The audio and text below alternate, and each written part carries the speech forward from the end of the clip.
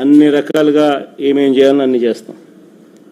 అందుకనే గవర్నెన్స్లో ఉన్న వాళ్ళు ఖచ్చితంగా వేసే ప్రతి అడుగు కూడా రేపొద్దున ఇదే మనకు చుట్టుకుంటే ఎలా అని ఆలోచన చేసి వేయాలి. చేసేది ప్రజలు ఇచ్చిన అవకాశం, దేవుడిచ్చిన అవకాశం, ప్రజలకు మంచి చేయమని చెప్పి నేను ముఖ్యమంత్రి స్థానంలో కూర్చోబెట్టాను. ఆ ముఖ్యమంత్రి పదవిని ప్రజలకు మంచి చేయడం కోసం ఉపయోగపట్టాలి, కానీ కక్ష తీసుకోవడానికి కోసము, లేకపోతే మీకు వ్యతిరేకంగా ఎవరైనా మాట్లాడితే వాళ్ళ మీద తప్పుడు కేసులు పెట్టి వాళ్ళ జీవితాలను నాశనం చేయాలని చెప్పి చూడడం అన్నది దుర్మార్గం. అందుకే ప్రతి పోలీస్ సోదరికి చెప్తా ఉన్నాం, రేపొద్దున మీరు ఇరుక్కుంటారు.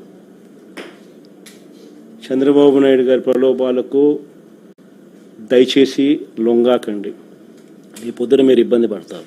సార్, జనసేన అధినేత ఈ మధ్యన హోంమంత్రి అమిత్ షా వద్దకు వెళ్ళారని, ఏదో వైఎస్ జగన్ గారి మీద ఇబ్బంది పెట్టాలని చెప్పిన సందర్భం ఒకటి ప్రొఫెసర్ నాగేశ్వరరావు మొన్న మధ్యన చెప్పారు.